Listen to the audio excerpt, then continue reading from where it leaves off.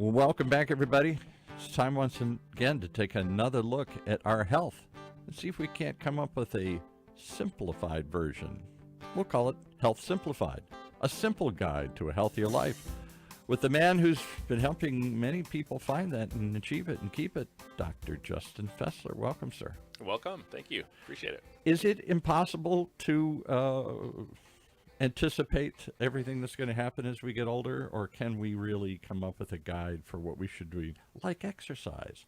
How much exercise do we need, and what kind of exercise do we need? Is that what we're going to talk about today here? And what does it do to your body? Yes. So exercise obviously is one of the most important things we can do for ourselves. Unfortunately, our society and the way it's run, and our work, life, usually imbalance, contributes to a lot of issues in getting enough exercise, and so we really have to carve out time each day to do that. And that's what we were talking about, and I'm your guinea pig. We were talking beforehand. Why don't I exercise? I'm in my late 60s here. I know I should. I know I could. I'm not always sure what to do. I guess that's part of my excuse. But it's time and carving it out. And well, I'm going to give you some kind of a rundown of how exercise affects our body, all the good things it does for us. Okay. To give you maybe a little bit of impetus into, push you into, okay, I really need to do this, because if I don't, all these other bad things might happen to me over time. Yes. And I can prevent a lot of that bad stuff from happening by exercising. That's the key, and we all know it, but I don't know why we wait until now. I'm thinking about it more and more. You and I were chatting beforehand. I'm thinking about this little gym in the UCI complex here that I could use, and I don't. It's totally free. Right. What's keeping me? I'm intimidated by the machine. I don't know what to do, and I always have an excuse why I can't find the time. I've got to build the time and build it into me. But once I do, then I've got to figure out what to do and how to do it. And I guess I never thought about it. It would help if I understood what it's doing. Yeah. So it's a good start to understand that baseline. So what I'm going to do is go through 6 domains of our body, basically the cardiovascular system, the musculoskeletal system, the nervous system, the immune system, the respiratory system, and the endocrine system, and make sure we understand how exercise impacts those various areas. Okay. And then then maybe I'll start to see, hey, this really is good. Yeah, because everybody's got a problem area. Maybe they've had cardiovascular, health issues, or maybe they've gotten to the point that their endurance for walking or hills or something like that is really bad. Yeah, these things you can improve these. I know you're 69, right? We didn't have to tell the world that. But well, you said it earlier. I'm just repeating you. That's true. But even at that, I mean, and that's not real old these days. That's kind of late middle age. I mean, a lot of people are living into their 90s, hundreds. I have people coming in. My dad lived to be in his mid 90s, and I would say to myself, the good news is, if I'm like him, I'm going to live to be 100. Yeah. The bad news is, I'm going to live to be 100. Right. Not just what am I going to do with myself, and how am I going to pay for all these things at some point in time, but my fear, the baby boomers' fear, is I don't want to end up like my dad was good, but my mom had Parkinson's and dementia and all sorts of other stuff. Horrible last 10, 20 years of her life. Yeah. And on pills, thousands of pills, multiple pills, it seemed like, and it's just a downward spiral. As she moved less, edema in her legs built up. She got huge legs, and that hurt, and she fell all the time, and that made her more frightened, and she just was not living a good quality life. So, I think exercise could have helped her quite a bit. I agree. So let's start with that then. So as far as the nervous system. Okay. So exercising, and this is, I'm not going into the exact amount of exercise or the type of exercises in general, but just the idea of exercise. Getting exercise in, several days a week. The recommendations nowadays are about 2.5 hours a week. Wow. Okay. Of exercise. So that's not that much, really. I said, wow, like, I can't. Yeah. 30 minutes, 5 days a week. Okay. Yeah. But basically, we look at the effects of exercise on the brain, and we see that it actually helps your synapse and neuron health. So, and how is that going to help you? That's going to help you think more clearly. It's also going to help you create coordination and motor control more readily. It's easier to control your body. Let's stop on that one for 1 second, because what killed my father. No, you're not supposed to say killed or died anymore. He passed away. No, he died. And he died because he fell. Yeah. My dad, World War II bomber pilot, tough guy. Nothing fazed him. He had a stroke, had a heart attack, had bypass surgery, had blood cancer, breezed through all of that stuff, could deal with it. Simple fall, hit the back of his head. Yeah. And a month later, his brain kept swelling and everything, and he died. Yeah. And his doctor told me, he said, I can fix just about everything except to fall. Please don't fall. Falling is, and yet, as he got older, he fell more often because your inner ear imbalance starts to happen. He got weaker. He started shuffling. That's what I saw. Yep. I see myself starting to shuffle now. And a little shuffle, you go down very quickly. So falling seemed to be the biggest fear he had. My mom, too, she fell a lot. And I find myself tripping and starting to fall a little more often here. Well, that falling issue is kind of multifactorial. So we look at the body and partly the brain degeneration, not thinking as clearly, your senses in your body. So maybe you lose some sensation in your feet or in the joints of your body. You get weaker. Your quickness goes down. So, and I'm going to say all these things are things that exercise can help to prevent the loss of. Boy, so you got my ear. You got my ear because I saw what happened to my dad. He didn't exercise. He started stumbling and falling, and that eventually took his life. Yeah, that's rough.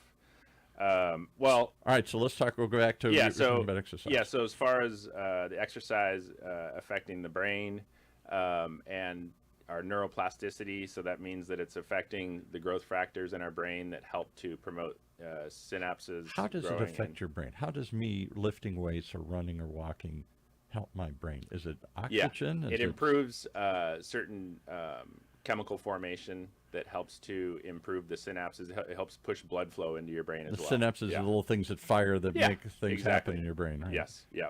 And by, challenging your body, you're actually stimulating, the actual use of the brain, and that improves the connections within your brain to your body. Can it help flush out the plaques that build up? I know we talk about heart plaque, and that's what leads to heart attack. We had a doctor in here for years, was on the board of Alzheimer's, and he talked about, I forgot the name of it, but it's a certain type of plaque that builds up in your brain that keeps the amyloid plaques. Amyloid, that's it. And he said that's what they're thinking is Parkinson's more and more, or Alzheimer's. Right. It's that plaque that's not letting the two things fire and connect. I think it depends, and I'm not an expert here, so someone might correct me later, but exercise does help with that. But there is a genetic form of that is very difficult to treat.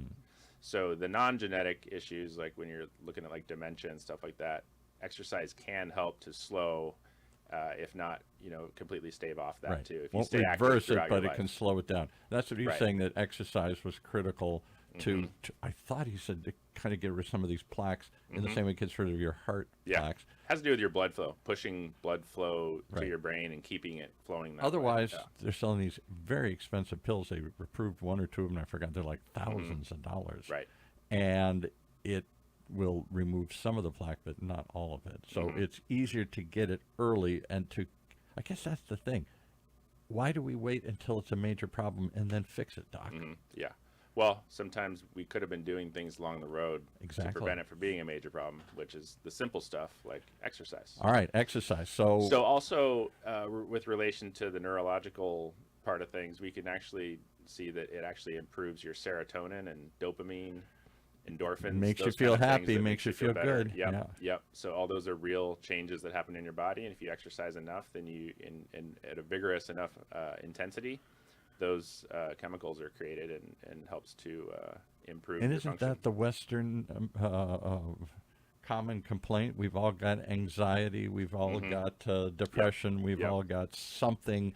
We're not as happy as we should be because we're stressed and we're not sleeping and we're not eating. All of that builds together. Exercise can be awful. And it really helps with that. It really does. Yeah. And especially they look at a little bit higher intensity exercise for that kind of issue. For depression. And when you say exercise, is it just movement, or is it raising? It could be walking. It could be going to the gym and lifting weights. It could be playing volleyball. It could be playing tennis. It's all kinds of different things that get your heart rate up, basically, or stress your tissues enough. And I'll go into the next topic we'll hit is the musculoskeletal system. Okay. So we think about, going to the gym and working out. Right. And so for that area, we'll look at hypertrophy. So we're looking at the muscle and exercise at a high enough intensity. What's it called? I never heard that word. Hypertrophy is, growing of the muscle. So it's basically increasing. Atrophy is when the muscle shrinks, and hypertrophy is when it grows. I can tell you really have a doctorate. Where'd you go to, USC or something? USC, fancy? yeah. Some unknown school like that here. So yeah, right. You really know more than I've talked to lots of physical therapists through the years, from my mom, my dad, my wife. We were talking about earlier stuff. Most of them don't give you much of an explanation. Here, try this 5 times and come back and see me next week. We'll see if we can do it 6. Yeah, well, I think it helps to, and I don't go into this detail with everybody that comes in. I'm going to tell you that, but it does help to, with various aspects of our education of the patient, it does help to go into some details. And some people respond very, very well to that. It kind of makes them understand a little better. They want the details. They want to know how this is really affecting them. Right. And once you do that, it helps them make a behavior change. That's exactly right. If you motivate me enough, if you scare me enough, or you show me enough hope or potential, then I say, okay, maybe I should be doing this. If it's just, I don't know, I know I should, and everybody says I should, but I don't. And I think it's because we don't understand what goes on. All right, so you're talking about what, muscular skeletal? So musculoskeletal, that means muscles, tendons, ligaments, joints, bones, all those structures is what we're talking about. So we just talked about, we get hypertrophy of the muscle, which is strengthening, right? So you want to be stronger. That's good. We also look at it can improve the ligament and tendon health and strength over time if you exercise. It also improves the synovial fluid in your joint. Whatever that is. Which is basically like the lubricant in your joint. Okay. So that'll make you feel a little more flexible, or conversely, it'll make you feel less stiff if you have better synovial fluid health. Boy, am I the only one that wakes up in the morning and I'm stiff. Oh no, I'm stiff too. I'm only 50 and I'm stiff. So. I gotta loosen up and take a while before. I do too. Yeah. Yep. Yeah. So. And that's not enough fluid. You're saying something? Yeah. So some of that is that. Some of it's just lack of activity. Some of the muscles get tight, and then some of it. Some people are getting arthritic and that kind of thing too. So all that stuff can contribute. But exercise is something you can do that can help to kind of ameliorate some of those effects of aging. All right.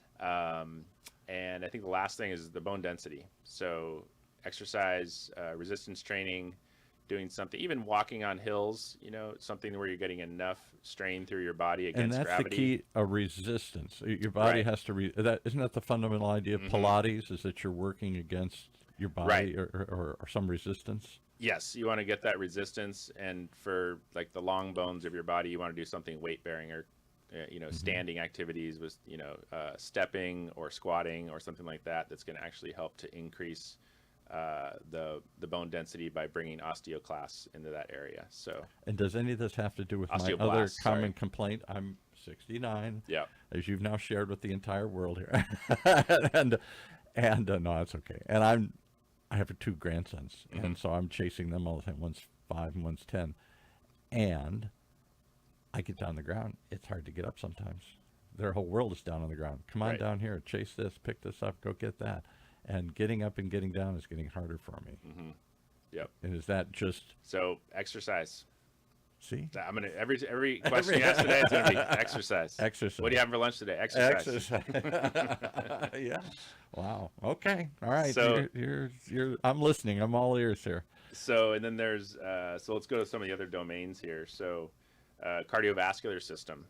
So exercise, we know it's good for that, right? Yeah. So we do, even walking, running, bicycling. And the key is to get your heart rate. How much do you have to raise your heart rate to have some meaning? Well, you want to get it up between, depending on if you want moderate, it's more like in the area of somewhere between like 65-70% of your max. And if you want to go high intensity, you're kind of looking at over 70% of your max heart rate. So up into the 80s. And should you get one of these little Apple Watches? And it's good. Track it really is good to track that stuff. And I'm doing it. The next topic I'm doing is heart rate variability. So those devices help to track that, which is a good thing that you can use to make sure things like sleep and other things. I'm getting out of this topic for this week, but basically it can help to make sure that you're healthy, and you can monitor your heart rate to make sure that you're not doing things that are stressing your body. Right. Yeah. So as far as how it affects your cardiovascular system, exercise helps to improve the stroke volume of your heart, which is basically your ability of your heart to pump blood. Mm-hmm. And your heart not only Because pumps it's a blood, muscle? it's a muscle. Just Yeah. exercising it? Yep, it's a muscle that continually, it beats, it moves every day, all the time. It never gets a rest. So it's important that the heart effectively is able to pump enough blood to go into your body, and then also enough blood to go into your lungs and out of your lungs that you can perfuse the blood with oxygen. So half of the heart's dedicated to pumping blood through the lungs, and the other half is pumping blood to your body. The other complaints, I'm going to list them all here as I get older. My extremities get colder, and I wonder if that's because it's not pumping blood as well to my ends of my fingers and my toes. There's a bunch of different reasons for that, but circulatory issues could be heart related, but it also could be like the vasculature itself, the opening or the vein or something. Again, what's the answer, Paul? What's the answer? It's exercise. Oh, exercise. Yeah. I think I learned something today. I think you got it. You're getting it.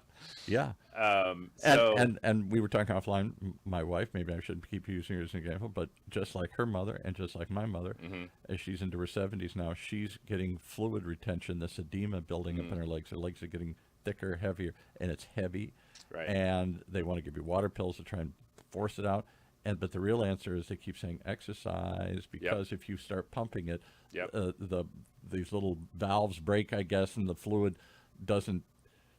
It pools. It pools. Yeah. So your valves don't work as well, and they pool. So that's the next part of the cardiovascular system that's enhanced by exercise is actually your vasculature. So the epithelium is improved on the inside of your epithelium? Epithelium is just the inside connective tissue layers of your vasculature. So you think about if you have really smooth and elastic epithelium on the vasculature, it's going to lower your blood pressure because your blood flows more easily through the vasculature, the capillaries, and everything. Right.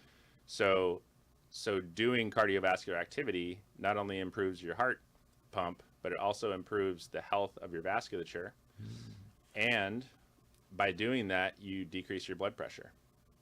So your resting blood pressure decreases. Another one, because I don't all three of those things are really important and are kind of integrated with each other. But and they all have one common characteristic: exercise. Yes.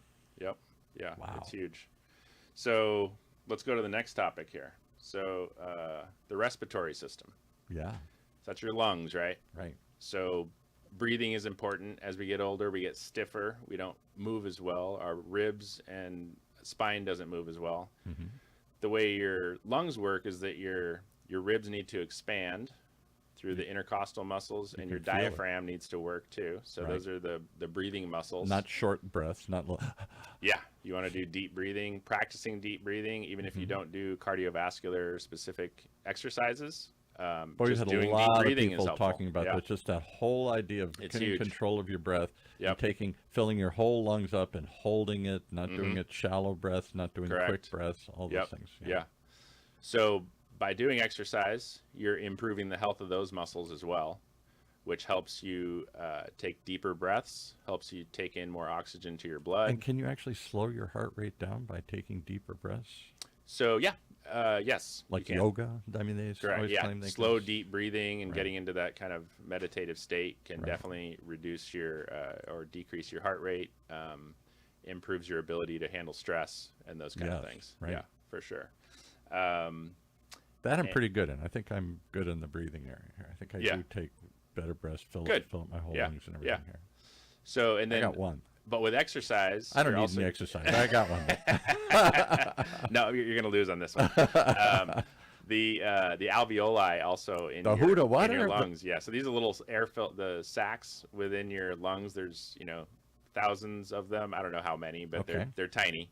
But that's where blood perfuses oxygen from your environment. So you inhale, air goes into your lungs. The oxygen goes into your red blood cells. Right. Through these goes little throughout sacs your body. Or whatever. Yep. And then as you exhale, you're actually taking that blood that came out of your body that's been deoxygenated and used by your body.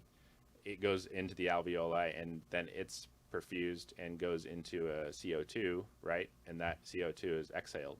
Yeah. Right. So, and those tissues and that structure, the alveoli in your lungs, is improved in its health as well too, and functions better. So. Would you be shocked to know that I go see doctors often?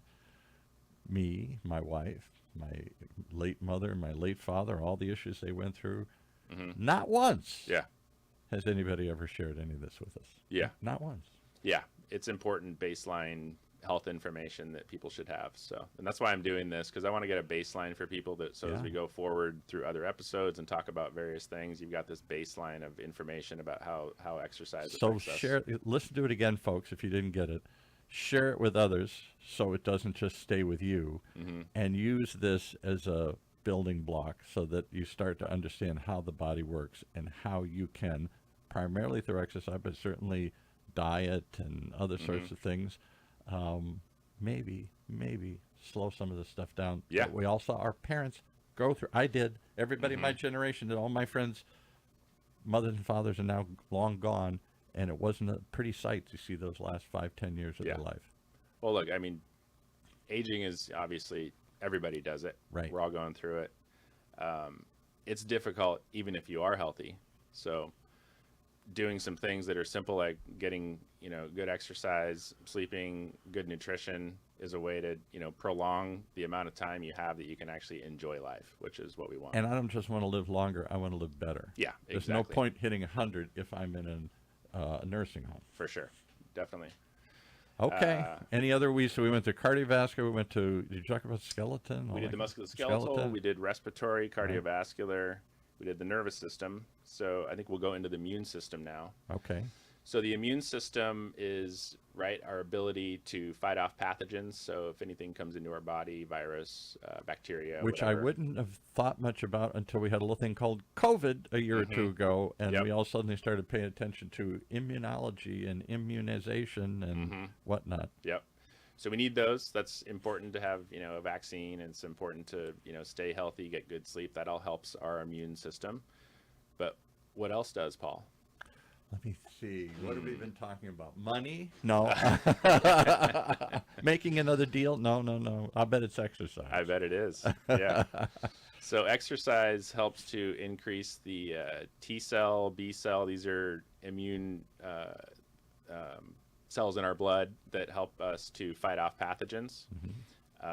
And by having those circulate through our system, we're ready to fight things off and ready to fight infection. It's got to be a continual fight, because there is virus and it's stuff. It's going on all the time. Yeah.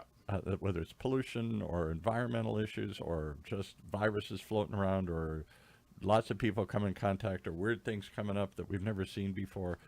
Our bodies seem to be under attack more than I ever thought of when I was a kid.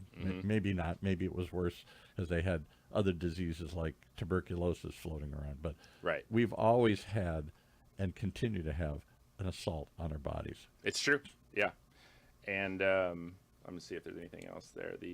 So in addition to those things is the effect it has on inflammation. So it helps to reduce inflammation. Talk about inflammation. I know we're really out of time, but let's take another moment to talk about inflammation. Yeah. Again, we've had a doctor on, Dr. Trin. You're going to listen to some of the other episodes he talked about. And he's on the board of Alzheimer's, so he does Alzheimer's research. He's not in private practice really anymore. He says inflammation is the most talked about, focused on thing. Why is your brain, what is wrong with Parkinson's and other sorts of things? Alzheimer's, inflammation. And where does inflammation start? In the guts. Right. And if you're feeling a pain, if you're seeing a swelling, if you're seeing a red spot, your body's trying to say, something's not working here. I'm fighting something. Yeah. And exercise also can improve. That's probably a separate topic too, but your gut health too. So let's do that one another time. He talked a lot about that, and I don't know if you ever want to go into nutrition, but he was anti-sugar. Sugar he thought was instinctively inflammatory, and we junk ourselves up with sugar. Oh, it's true. Yeah. The last thing I'll say is exercise, if you do the resistive type training, also improves your endocrine function, which is looking at testosterone. So for you and me, boy, that's when all of a sudden we got all these ads on TV. Hey, Joe, how's your testosterone and everything? I never thought about it, but And it helps to reduce cortisol production in your body, which is that stress hormone you've probably heard about. Yeah. And cortisol is catabolic for, our muscles and proteins and stuff. So, which means it breaks it down. Testosterone helps to build it. It breaks it down. So if you exercise, you're actually going to reduce your kind of circulatory cortisol, and you're going to improve or increase your testosterone. And because if you have both of them are high, that's not. So if you say you work out and you have high testosterone, that's great. But then if you're super stressed out, don't get sleep, your cortisol goes up, they combat each other, and so your effective testosterone is reduced. So you need to make sure you're de-stressing with exercise. And you've given me another alternative to buying these fancy pills. We won't name them. That are advertised almost every night, particularly in programs that I watch. I guess they know who I was watching them. I mean, I've never seen so many testosterone-building pills and products in my life. Yeah. And it's always best to try to do as much of it. Once you're on those, by the way, you're on them. Like, because your body will stop producing as much testosterone. Really? That's what I never heard. So, and I'm not saying the ones that are more like... we won't get we don't want to get sued, so we won't name them all. But no. I'm just saying there are some that are, some of the amino acids can be helpful, and that's not the ones I'm talking about. I'm talking about pure testosterone that can be injected. I see them all the time. Like that. Yeah, pure testosterone. And that can once you need it, and it's okay to do that. But you should really try to do everything possible naturally before you do. Because your body would just say, "Oh, I'm getting it. I don't need it." Exactly. Wow. Okay. I learned a lot today here. But what was that one word? Begins with an E. What is that? I think it ends in an E. Exorcism? No, that was. I'm going to my Catholic background here. Exorcisms here. We'll do a show on that. I wish I could have an exorcism and just get all this bad stuff, thoughts, demons out of my body here. It's easier. Just do exercise. Just do exercise. Yeah. Okay. All right. All right. Well, all right. If everybody wants to, do you offer programs at your clinics, or are you just simply... I mean, our physical therapy programs involve exercise, obviously, but we do have people come in that have maybe kind of like a balance issue, and so we'll do exercise with them. If people are interested in getting some exercise recommendations, we can help them. Yeah. Yes. So me, please. All right. For sure. I look forward to tuning in more and building a baseline, building a foundation of information here that sadly has been lacking in my life. I hear snippets and people whisper, "Have you tried this? Have you tried testosterone? Have you tried this?" And we're all just whispering each other without really understanding how the whole thing works. Yep. Okay. Well, now we can get some understanding as well as some ideas. I think this is fascinating stuff. I look forward to the next one. Thanks, Paul. All right, let's wrap it up today here. How do they reach you? How do they find you? Yeah, so I'm at Physical Therapy and Balance Centers in Lake Forest. And spell that. Physical with an F, YZICAL. Okay. And phone number there if you want it is 949-716-1800. All right, check it out. And you do consultations as well as just work with people. Yeah, they just call that number and we'll get you in. Love it. All right. Thanks for joining us here today, folks.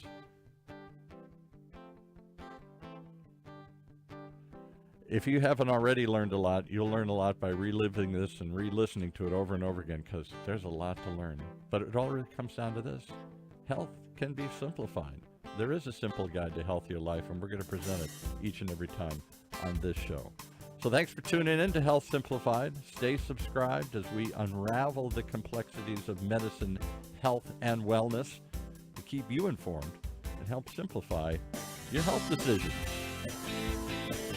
Join us next time as we dive into another important metric, something I never even heard about, heart rate variability. If you're like me and want to learn what that is, check out the next show. As we stream live from our studios here at the University of California, Irvine's Beal Applied Innovation Center on Orange County's only community radio station, OC Talk Radio.